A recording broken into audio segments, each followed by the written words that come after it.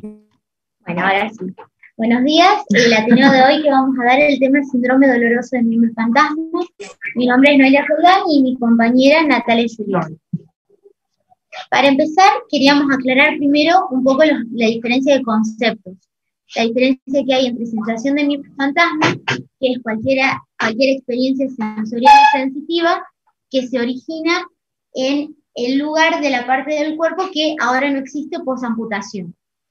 El dolor de miembro residual o del muñón, que es el dolor originado en la porción que queda todavía del miembro posamputación, por eso se llama dolor de miembro residual o del muñón, y que generalmente está asociado por daño tisular, por dehiscencia de la herida, infecciones, se puede presentar en el periodo agudo como también en el periodo crónico, cronificarse, y que está asociado a la formación de neurinomas.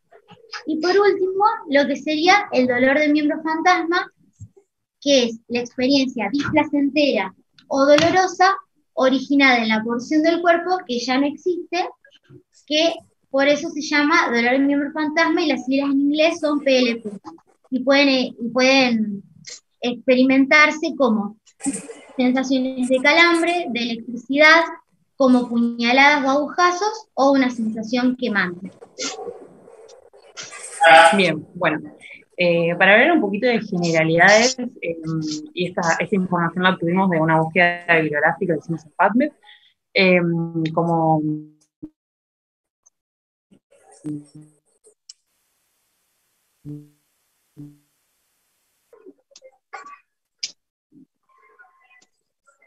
información general, se sabe que las causas oncológicas. Esta distribución cambia drásticamente, cambia en los pacientes pediátricos, en cuya principal causa está representada por las etiologías oncológicas, entre ellas el osteosarcoma. Hola.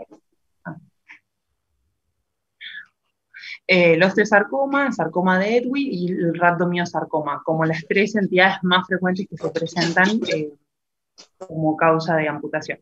En segundo lugar, las de tipo traumática, y en tercer lugar, los congénitos de extremidades. Bien. Generalidades, hay un montón de información de esto. Esta es una revisión sistemática que se hizo en el año 2020 y que recopiló la información desde los artículos del 2014 hasta el 2019, es de la Sociedad Europea del Dolor. Hace una descripción general de cuáles son las prevalencias y las características generales del síndrome del miembro fantasma. ¿Cuáles son estas características? El síndrome del miembro fantasma tiene dos picos de presentación que va a diferenciarse tanto en pacientes pediátricos como en pacientes adultos. Esta presentación tiene un inicio un precoz, que sea entre los días y el mes, y uno tardío, que es al año. De todos modos, las presentaciones del síndrome del miembro fantasma no tienen un punto exacto de inicio, ni tampoco tiene una clasificación tan estricta con respecto al inicio de la sintomatología, dado que depende mucho de la percepción de la plasticidad de cada paciente. La prevalencia de síndrome de miembro fantasma, tanto en adultos como en pediátricos, es altísima y siempre estuvo, acá pueden ver en la tabla a la derecha, en torno a por encima del 40% de los casos. Se sabe que todos los pacientes se sabe que los pacientes en un 40%, como mínimo, o sea, hay cifras hasta del 80%, van a tener en algún momento una sensación de dolor en el miembro fantasma. Bien.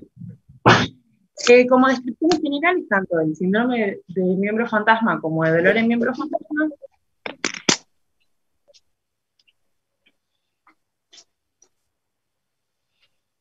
aguantame un segundo, vamos a mutear. Perdón, estamos muteando.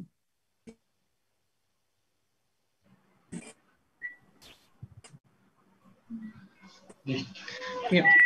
La prevalencia tanto de dolor de miembro fantasma como el síndrome de miembro fantasma también tiene una presentación más frecuente en miembro superior, en amputaciones de miembro superior que de miembro inferior. Esto se debe a la representación del miembro a nivel del sistema nervioso central con mucha mayor cantidad de aferencias. Se sabe también que las causas de tipo traumática tienen un poco más de incidencia de dolor de miembro fantasma que las amputaciones de origen no traumático. Bueno, y como hablábamos, el inicio del cuadro de presentación en el periodo postoperatorio no es una fecha tangible ni estricta, sino que depende de cada paciente en particular.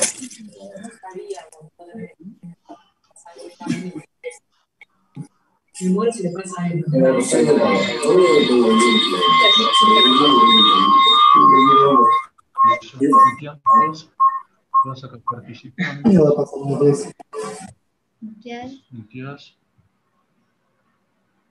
Ahí abajo si no podemos poner mucho. Ah, pero si no. No, está bien porque mutea a todos menos.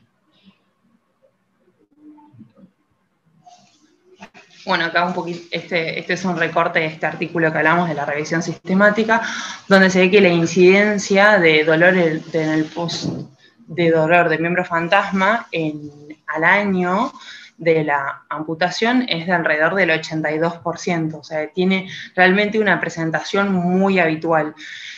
Y también hay muy poca información con respecto a este dato en lo que tiene que ver con pediatría, pero sí se sabe que los pacientes pediátricos también tienen una alta prevalencia e incidencia y que tienen un cuadro de presentación precoz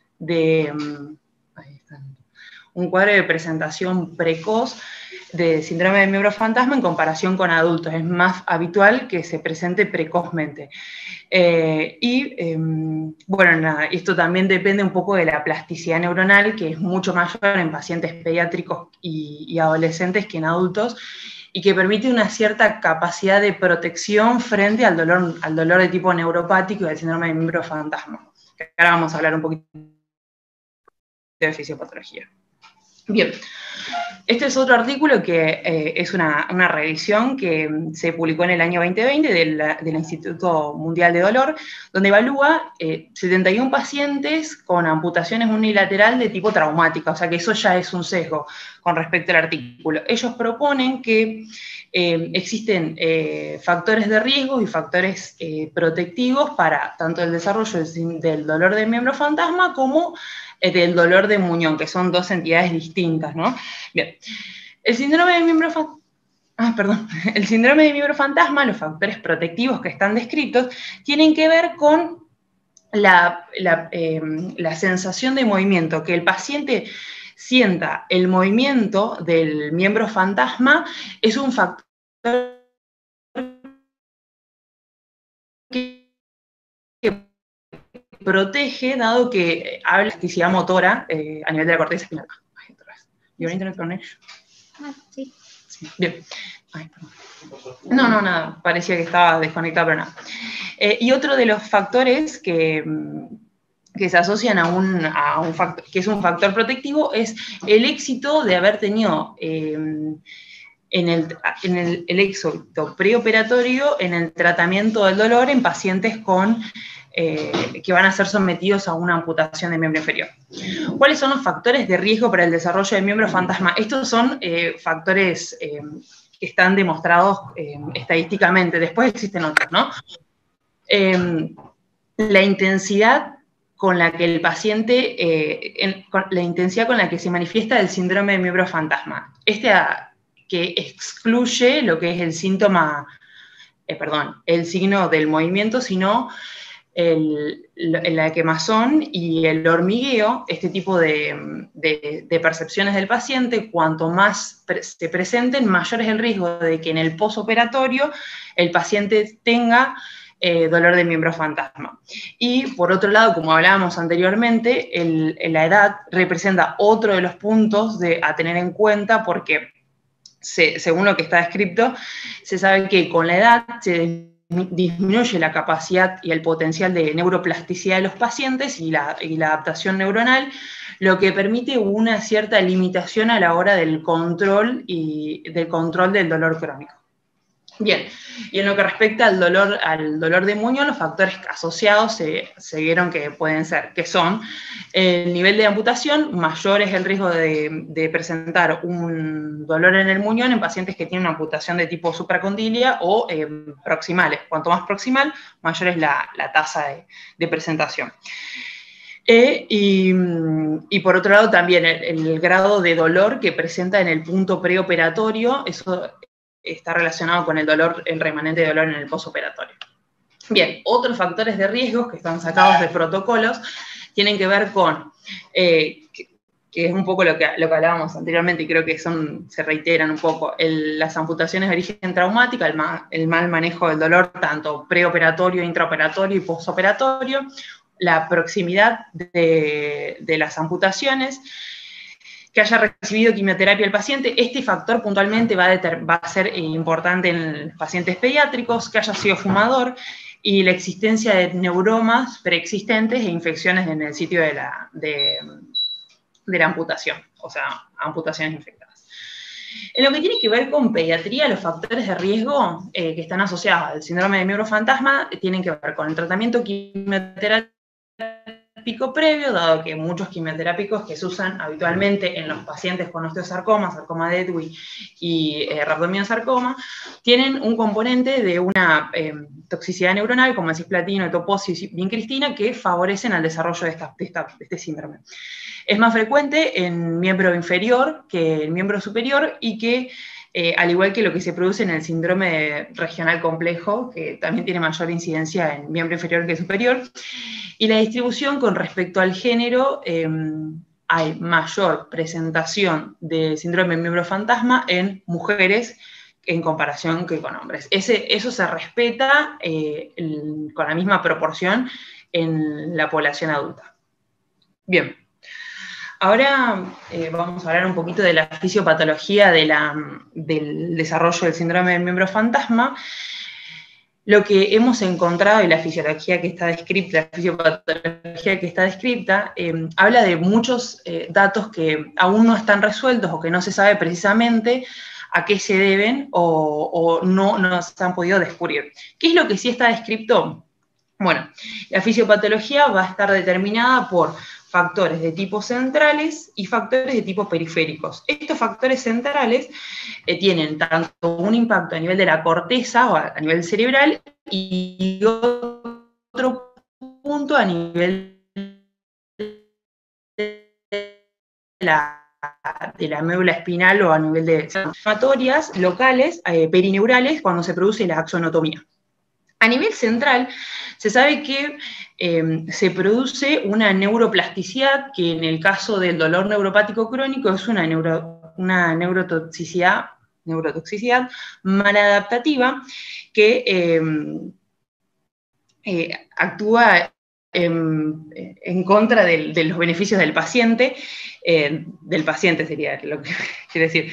Y esto tiene que ver con un aumento de la cantidad del área de reorganización y la entrada de aferencias o de inputs, como lo nombraban los artículos, y que esto permite remodelación de las áreas, tanto somatosensoriales, motoras y el área frontal, que determinan que se establezcan nuevas conexiones y esto genera la posibilidad o el potencial riesgo de tener dolor de miembro fantasma. En lo que respecta a nivel de la médula espinal, se sabe que se producen nuevas interconexiones neuronales con las áreas intersegmentarias, y esto genera una disminución en las conexiones de tipo inhibitorio, que saben que es el sistema descendente, que es el regulador de la nocicepción de los pacientes. Hay una disminución en la cantidad de neuronas y del sistema descendente y por consiguiente un aumento de la actividad excitatoria a través del sistema glutamatérgico, que genera que mayor cantidad de estímulos de tipo supraespinales lleguen a la corteza y generen la perpetuación del dolor, y con esto, bueno, el paciente percibe un estímulo doloroso o percibe una sensación dolorosa incluso en ausencia del estímulo, como es lo que se describe en los pacientes con síndrome de miembro fantasma. Y bueno, después en las cuestiones que tienen los factores que tienen que ver con la lesión fisiopatológica de los factores periféricos, tienen que ver con las lesiones puntuales nerviosas, la formación de neuromas, que esto en realidad está más asociado al dolor del muñón y que tienen otro tipo de resolución que es quirúrgica. Y después, también localmente se produce un proceso inflamatorio que favorece el desarrollo del aumento de la cantidad de receptores y de canales de sodio, que genera una hiperexcitabilidad de la neurona. Y eso, bueno, esos serían todos los puntos, pero sobre todo la mayor cantidad de descubrimientos tienen que ver con la porción medular y de los factores centrales a nivel de la corteza somatosensorial y motora primaria. No sé si hay algo más.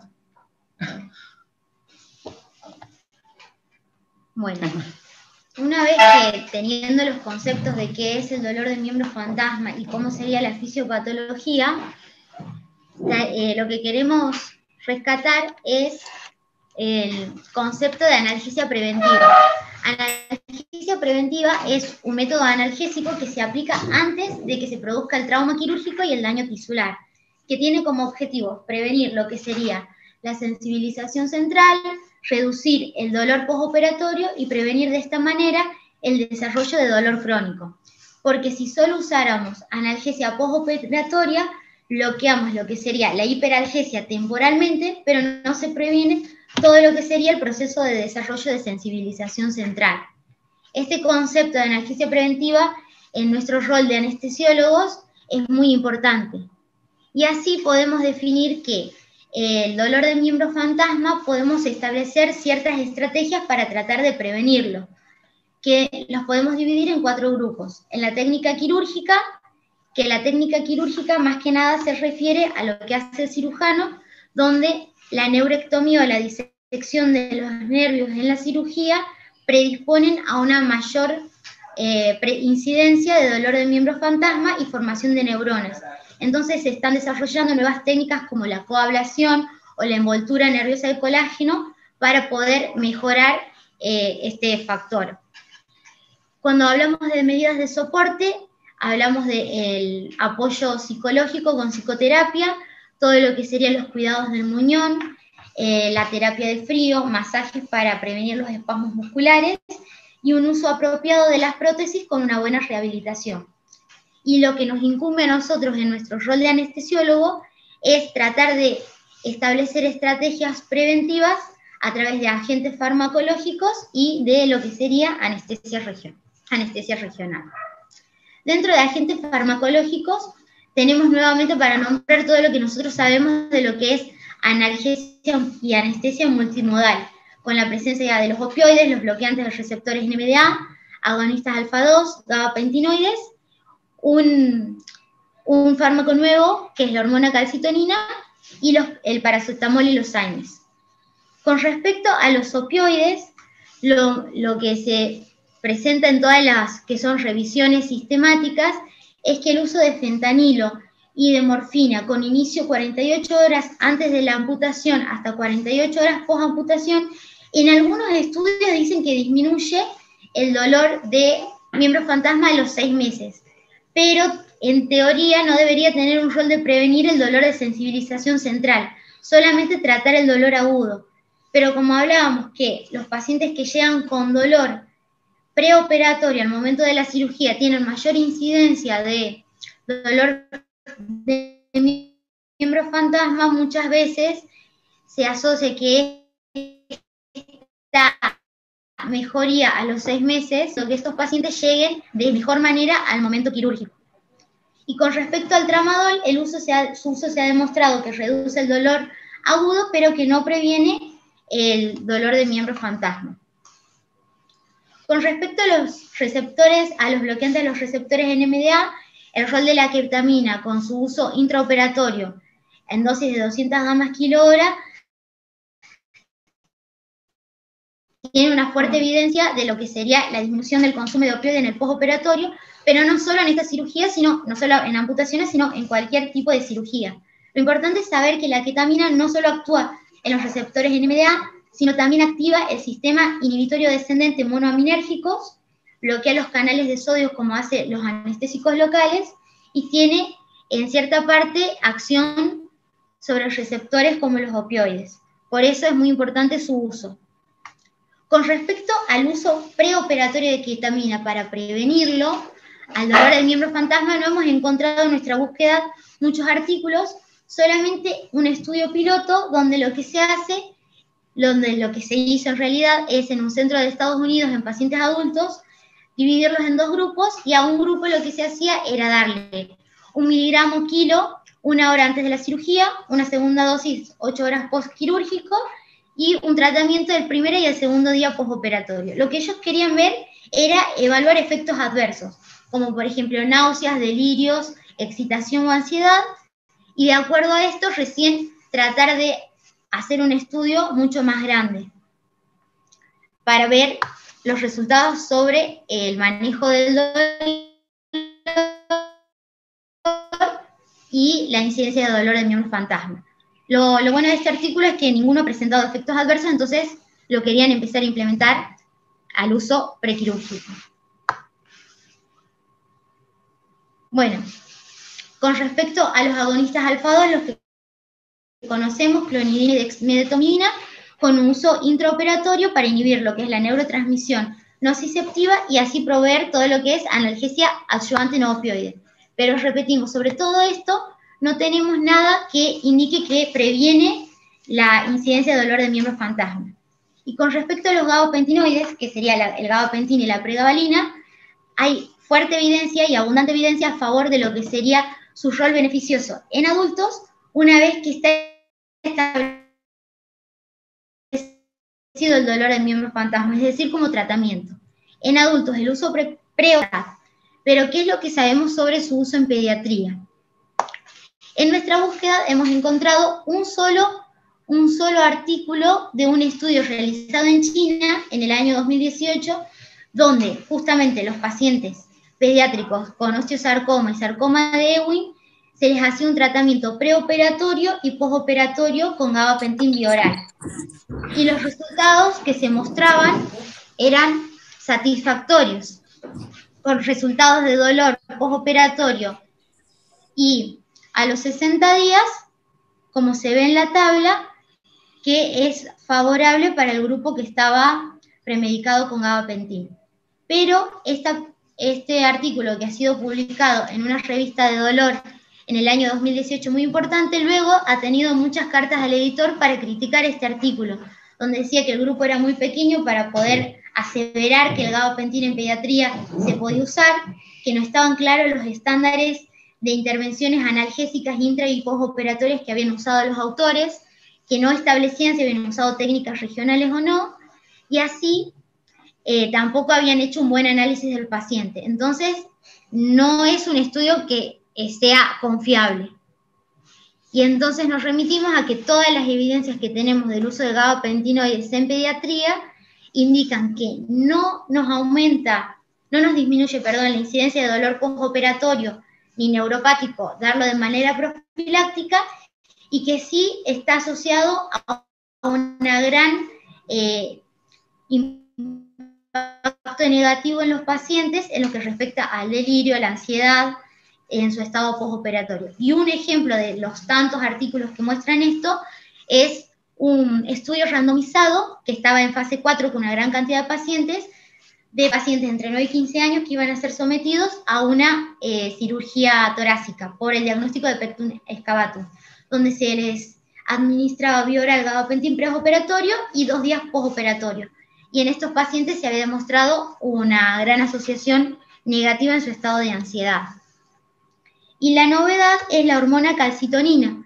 La hormona calcitonina que actúa sobre los receptores NU, estimula en las neuronas inhibitorias descendentes serotoninérgicas, reduce la formación de todos los que son citoquinas inflamatorias, prostaglandinas, modula los canales de calcio de neuronas nociceptivas, y con todas estas formas de acción creeríamos que podría ayudarnos en prevenir el dolor de miembros fantasma, pero su uso endovenoso o oral no estaría comprobado, y sí hemos encontrado un solo artículo del uso de calcitonina peridural en un estudio realizado en 2017, donde lo que hacían era comparar la analgesia peridural, que en un grupo se hacía con bupivacaína más fentanilo, y en el segundo grupo bupivacaína, fentanilo y calcitonina, demostrando que el grupo de calcitonina tenía menor tasa de alodinia, hiperalgesia y de dolor de miembros fantasma, tanto a corto plazo como a los 6 meses. Y bueno, con respecto al uso de paracetamol y AINES, lo mismo que venimos hablando, como uso de analgesia multimodal, pero que no esté demostrado que disminuye la incidencia de dolor de miembros fantasma. Y el otro grupo donde nosotros como anestesiólogos deberíamos enfocarnos para tratar de prevenir el dolor de miembros fantasma es la anestesia regional.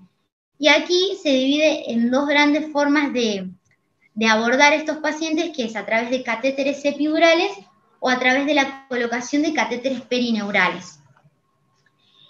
La comparación entre estos dos grupos para ver cuál de las dos opciones de catéteres sería más favorable, no hay muchos estudios hechos. El único estudio realizado es en el año 2001 con un grupo muy pequeño de 27 pacientes y pacientes adultos, no pacientes pediátricos, donde en el grupo 1 se coloca un catéter peridural donde se infunde bupivacaína y morfina, pero se lo coloca un día antes de la cirugía.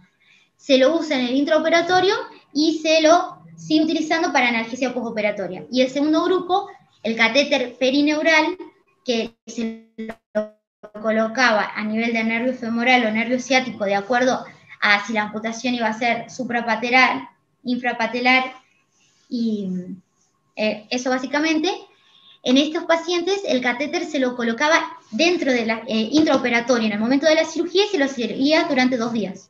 Los resultados han sido favorables para el grupo del catéter epidural, donde el dolor del muñón en los primeros 3 días era mucho menor, pero los resultados a los 6 y 12 meses con respecto a la prevalencia de dolor de miembro fantasma y de miembro residual era igual en ambos grupos.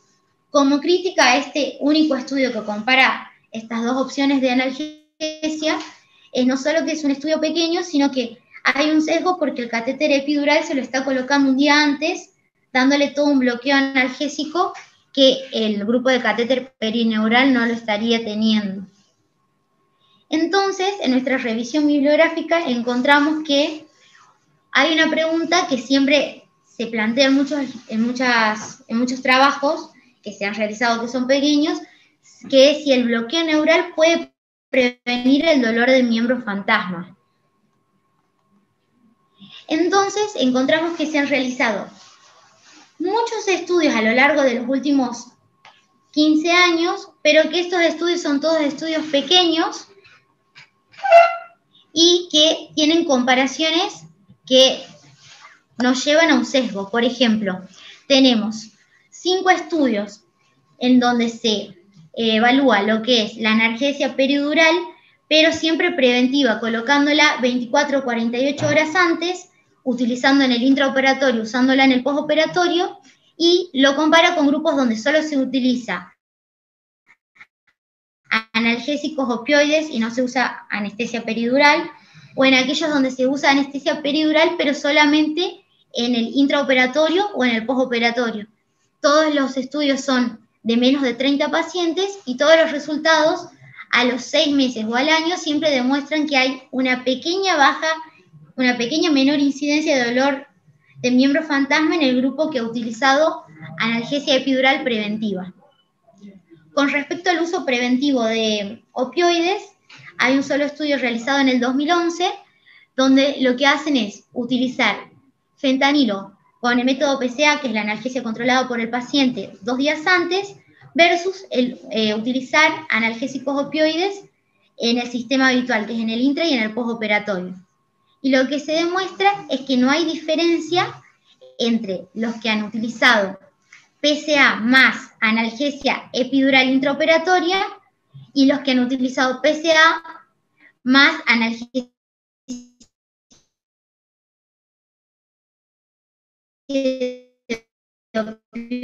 pero sí que tienen una mala evolución.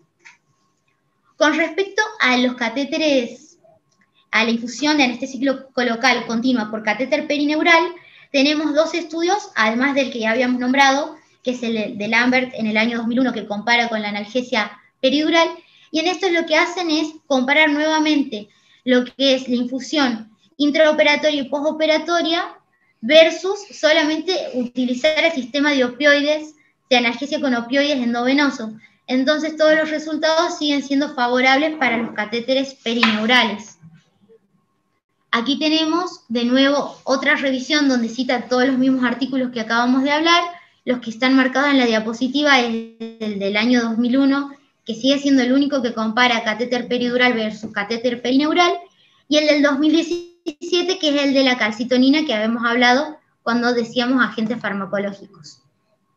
Entonces, todas estas críticas que las venimos haciendo de los pocos estudios, de los estudios que hay hasta el momento, que son todos con un número bajo de pacientes que tienen sesgo en lo que comparan, una revisión sistemática y un metaanálisis donde analiza del año 2015, publicado en el año 2015, que analiza todo lo publicado hasta ese año, nos dice que todo lo que hay publicado hasta el momento tiene baja calidad, tiene muchas inconsistencias y que estaría dadas las condiciones para que se hagan nuevos estudios un poco más grandes y con mejores precisiones, vamos a usar la palabra.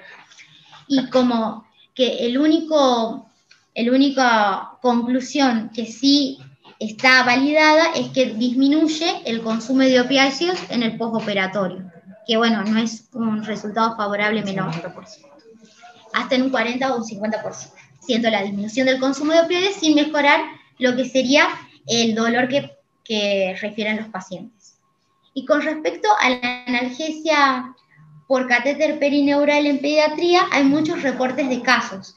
Y uno de los reportes de casos con 4 pacientes es lo que se ha realizado, la experiencia realizada en un hospital llamado Saint-Just, donde presentan 4 niños oncológicos, que los 4 presentan dolor preoperatorio y los 4 han recibido quimioterapia previa. Su diagnóstico es osteosarcoma de miembro superior. Es decir, que tienen todos los factores de riesgo para desarrollar lo que sería dolor de miembros fantasma. Lo que aquí se ve en la tabla 1 es que los 4 pacientes se ha colocado en el plexo braquial el catéter. En uno de los pacientes venía premedicado con morfina y gabapentin, el otro con morfina y gabapentin bioral, y 2 de los pacientes tenía puesto el catéter preoperatorio, además de el gabapentin y la morfina. Estaban con este tratamiento porque ya venían con su dolor por la neuropatía periférica provocada por la quimioterapia. En este reporte de caso, lo que hablan los autores es que las complicaciones más frecuentes que están descritas en la bibliografía son la desconexión del catéter con el paciente y el más grave, la infección, que especialmente en estos niños inmunocomprometidos es importante. Y que hay un reporte en los distintos artículos de una incidencia de colonización del catéter que va desde un 6% hasta un 57%, que depende del sitio de inserción y si el catéter está tunelizado o no. Un catéter tunelizado tiene menos probabilidades de infectarse. Pero lo que importa es que todos estos estudios están realizados con catéter colocados, aquí está mal escrito en la diapositiva, como máximo de 3 o 4 días. En cambio, aquí, en este reporte de caso, los catéteres los han dejado más de 8 días, en algunos casos 8 o 9 días y en otros hasta 14 días, porque han utilizado el catéter hasta que el paciente no sentía dolor y recién ahí han sido extraídos. Lo que ellos querían demostrar que estos pacientes que han estado con el catéter perineural durante 15 días, al mes ninguno presentaba dolor de miembro fantasma. Como crítica a este reporte de caso no han hecho un seguimiento de cómo era la prevalencia de la incidencia en estos 4 pacientes de dolor de miembro fantasma, ni a los 30, ni a los 60 días, ni al año. pero siempre es importante contar que, bueno, lo que habíamos hablado en un principio, que en pacientes pediátricos el dolor de miembro fantasma se presenta en el periodo agudo y no en el periodo crónico como en la mayoría de los adultos. Después, también hemos encontrado otro estudio, pero es un estudio retrospectivo de pacientes adultos no pediátricos, donde comparaban un catéter neural, un catéter perineural utilizado en el postoperatorio versus otro grupo que no tenía catéter. Y lo que ellos reportaban como efectos adversos o complicaciones del catéter eran que algunos catéteres se bloqueaban, otros se desconectaban del paciente, se salían del sitio de inserción o infección. Y lo que ellos solamente querían era evaluar el consumo de opioides en las primeras 72 horas. Y con este estudio ellos han demostrado que el grupo que tenía un catéter perineural tenía disminución del consumo de opioides, tanto en las primeras 24, 48 y 72 horas. Era lo único que buscaban evaluar con este estudio. No podían asegurar que disminuía la incidencia de dolor de miembro fantasma. A ver, ahí. Bueno, entonces, aquí todo lo que venimos hablando son estudios realizados que están realizados con un bajo número de pacientes, donde comparan cosas que en la lógica uno dice si uno tiene un catéter epidural y el otro no tiene ningún tipo de bloqueo, siempre va a ser favorable al catéter epidural. Entonces siempre nos queda la duda de qué es lo mejor, si un catéter perineural o un catéter epidural, porque la conclusión de que siempre la anestesia regional es mucho más beneficiosa para el paciente que solo anestesia general y lo que sería analgesia por opioides y endovenosa, está claro. Y hay un artículo publicado en la ASRA, ahora nuevo en el mayo del 2021, donde un servicio de anestesiología cuenta cómo se manejan ellos con respecto a las amputaciones. Y lo principal es identificar a los pacientes que tienen alto riesgo de desarrollar dolor crónico.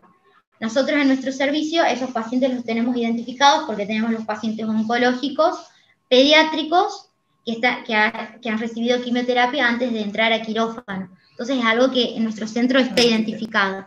Y ellos lo que hacían era, en la amputación infrapatelar, colocar un catéter a nivel del ciático popliteo, más en el nervio safeno en el canal de los aductores. Hicieron una amputación suprapatelar, que tiene una inervación mucho más compleja porque entran en juego el nervio femoral, el femorocutáneo, el obturador del ciático y el femoral posterior. Lo que hacían era un bloqueo ciático transglúteo y nervio femoral. Y lo dejaban en un promedio de 3 a 5 días postoperatorio y muchas veces lo colocaban antes de la cirugía. Pero lo importante de este artículo que se publica es que ellos hacen mucho hincapié en lo que venimos hablando, que es la analgesia y anestesia multimodal asociada a técnicas regionales. Y por último, uno de los planteos que se... Sí, ahí, perdón, un detalle, decía que en ese artículo que a los pacientes los convocaban, o estos pacientes que iban a ser sometidos a amputaciones, los citaban 48 horas antes y iniciaban el tratamiento previo con paracetamol, pregabalina, pero como que tenían identificados exquisitamente a los pacientes que podían tener alto riesgo, pero nada, la verdad que no. Bien. No. Y después lo que sale de todas las revisiones y artículos es como un nuevo interrogante, que es el planteo de si los bloqueos de nervios periféricos continuo y prolongado para el dolor de miembro fantasma en un entorno ambulatorio puede ser una nueva estrategia, tanto de prevención como de tratamiento. Y en el año 2009 se ha reportado el primer caso de un uso prolongado de un catéter perineural, donde se colocaba un catéter en el nervio ciático, pero no era preventivo porque se iniciaba en el segundo día postoperatorio cuando el paciente tenía un mal manejo de dolor. Y lo que hacían era mantenerlos por 4 semanas con una bomba elastomérica, y una vez que el paciente recibía toda la educación, se retiraba a su domicilio y seguía con la infusión. Lo que hacía era, a los 7 días, detenía la infusión, esperaba 6 horas y si volvía el dolor, lo volvía a activar. Y de esta forma lo iban parando hasta que en la 4ª semana suspende la infusión, no refiere tener dolor, entonces se decide retirar el catéter. En este único paciente no se reporta después la aparición de dolor del miembro fantasma ni a los 6, 12, 24 y 36 meses. Se ha hecho un seguimiento durante 3 años. Pero era el uso del catéter como tratamiento, no preventivo. Y en el 2010, al año de haber presentado este paciente, se realizó un estudio observacional pequeño de 71 pacientes, donde se colocaba el catéter perineural en el intraoperatorio y los pacientes lo tenían al catéter colocado en una media de más o menos 30 días. Iban desde el día 10 en algunos pacientes hasta el día 32 como máximo. Y lo que hacían era hacer el control a los 12 meses posteriores sobre lo que era sensación de miembro fantasma y dolor de miembro fantasma. Y han demostrado que solo un 10% refería a tener dolor, pero sí casi un 40% la sensación. Y lo que sí hemos encontrado mucho es lo que sería lo que estamos hablando de tener un catéter perineural de manera ambulatoria, pero para el tratamiento del dolor de miembro fantasma post-amputación. Que este es un estudio nuevo, donde lo tratan durante 6 días al catéter, sin importar si al 6.º día tenían dolor o no, y se evaluaba después los resultados al día 0, 1 y 28. Y bueno, los resultados siempre han sido favorables para decir que disminuía en el grupo que sí tenía el catéter, no el placebo, el dolor de miembro fantasma. Bueno, como conclusiones de toda la revisión que hemos realizado, es que hay una alta prevalencia en los pacientes pediátricos, especialmente en los oncológicos sometidos a amputación, no solo la sensación, sino también el dolor, que es una patología que va en detrimento de la calidad de vida de los pacientes, que es de difícil prevención y tratamiento. Que todo lo que hemos hablado del uso de catéter peridural y perineural, faltan más estudios para poder aseverar si uno es mejor que el otro, pero que sí hay evidencia que todo lo que sea anestesia regional mejora lo que es el consumo de opioides y el manejo de dolor en los pacientes en el postoperatorio temprano y todo lo que es el dolor del muñón. Y ahora, como todo el planteo que se viene en los nuevos estudios es evaluar la posibilidad de colocar el catéter 1 o 2 días previos a la cirugía y que el catéter esté colocado durante una mayor cantidad de días, no solo 2 o 3 días postoperatorio, porque en los distintos estudios se ha demostrado que cuanto más días estaba colocado el catéter, menor prevalencia de dolor de miembro fantasma había. Bueno, eso sí, para agregar. Gracias. ¿Alguna pregunta? Bueno, muchas gracias. ¿Alguna pregunta? No sé. ¿Se desmutearon?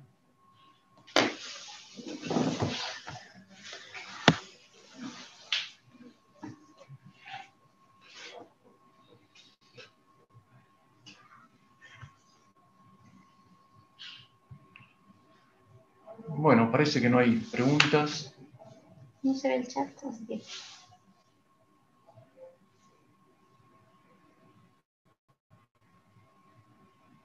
No. No hay más preguntas. Recording stopped. Bueno, excelente, muy bueno. Al no haber más preguntas, nos despedimos. Hasta la próxima. Gracias a todos.